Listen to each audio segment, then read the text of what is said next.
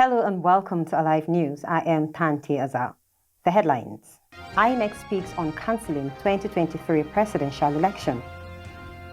APC chieftain mocks Peter Obi, labels him global toxic person of interest. On the foreign scene, documents claim Serbia agreed to arm Ukraine. In sports, Napoli won't play Victor Osimhen against AC Milan. And on entertainment, Basket Mouth reveals why he wants to quit comedy. This is Alive TV.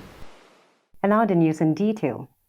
The Independent National Electoral Commission, INEC, has declared its position on the possibility of nullifying the 2023 presidential election in Nigeria. INEC, in its declaration, maintained that alleged infractions being raised by some stakeholders are not enough reasons for the February 25th exercise to be nullified. The electoral umpire made its stand known on Tuesday as part of its response to the petition by the People's Democratic Party and its presidential candidate, Atiku Abubakar, over the outcome of the election. Atiku, in his petition, has argued that the result of the February 25th presidential election has put the entire judicial system of the country on trial, adding that there is empirical evidence of how the presidential election results were manipulated in favor of the presidential candidate of the All Progressives Congress, Bola Tinubu. But INEC, through its lawyer, Abubakar Mahmood, held that the alleged controversies trailing the final result declaration, as claimed by PDP and Atiku, were not substantial enough to cancel the entire process. The electoral body also denied working in favor of any party or candidate and maintained that the presidential election was conducted in substantial compliance with the Electoral Act 2022 and INEC's regulations and guidelines for the conduct of elections 2022. INEC told the tribunal that, contrary to the claims of the petitioners, the 2023 presidential election was free, fair, and credible. It added that technological devices such as permanent voters' cards, electronic voter register, and beavers, among others, were deployed to enhance the ease, credibility, transparency, and integrity of the electoral process. However, the beavers machine was not designed for real-time transmission of election results for the purpose of collation. The commission stated that the public statement credited to its chairman and other officials referred to its paragraph 19 of the petition were statements assuring the public of its commitment and determination to continue the use of technology and technological devices to enhance the quality, transparency, integrity, and credibility of the electoral process as provided under the Electoral Act 2022. The Director General of the Obi Dirty Presidential Campaign Council, Akin Osuntogun, has said his party has a watertight petition against the victory of Bola Tinubu. It will be recalled that the Independent National Electoral Commission, INEC, declared Bola Tinubu of the All Progressives Congress as the winner of the 2023 presidential contest in Nigeria. Not satisfied with the outcome of the election, the former governor of Anambra State challenged the result declared by INEC and the declaration of Tinubu as president-elect. The petitioners claimed there was rigging in 11 states, adding that they would demonstrate this in the declaration of results based on the uploaded results. Obi and Labour Party said INEC violated its own regulations when it announced the results, despite the fact that at the time of the announcement, the totality of the polling unit result had yet to be fully scanned, uploaded, and transmitted electronically as required by the Electoral Act. A chieftain of the All Progressives Congress, Adamu Garba, has taken to social media to mock the Labour Party candidate in the just concluded presidential election, Peter Obi, after reports emerged that the latter was detained in the United Kingdom.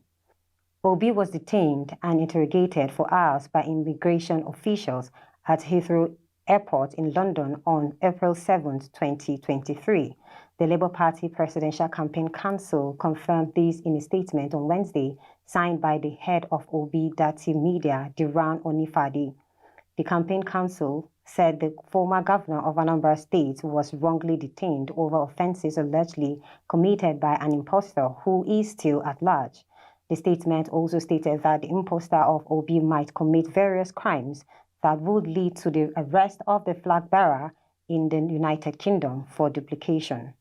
Garba, who was a former presidential aspirant, said Obi's detention and interrogation in the UK might mean that the country was afraid he would take his religious war to their abode.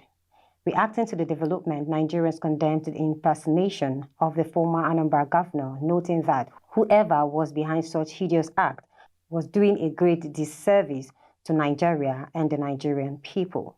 Still on the local stories, the Benue State Governor Samuel Otun has suspended the operations of livestock guards and the state paramilitary agency saddled with the enforcement of the state's open grazing for a period of 2 weeks to allow all herdsmen with livestock in the state to leave.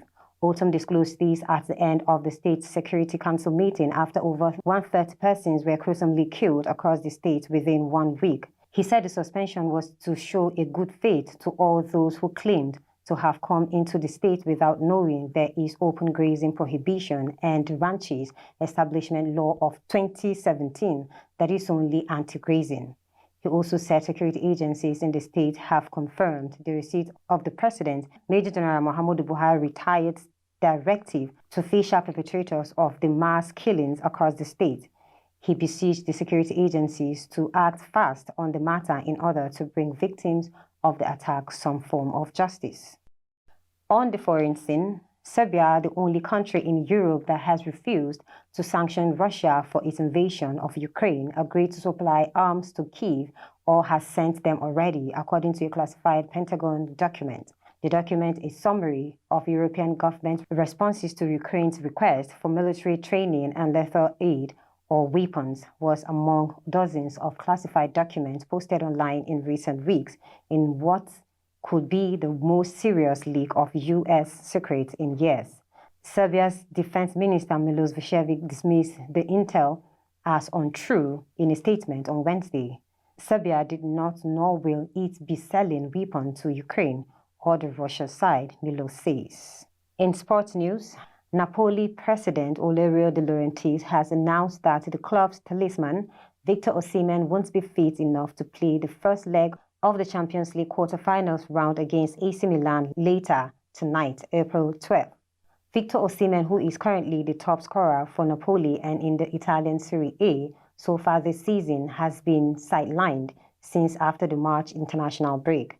It is believed that the 24-year-old Nigerian international returned from the break with a muscle injury that needed 2 to 3 weeks to heal.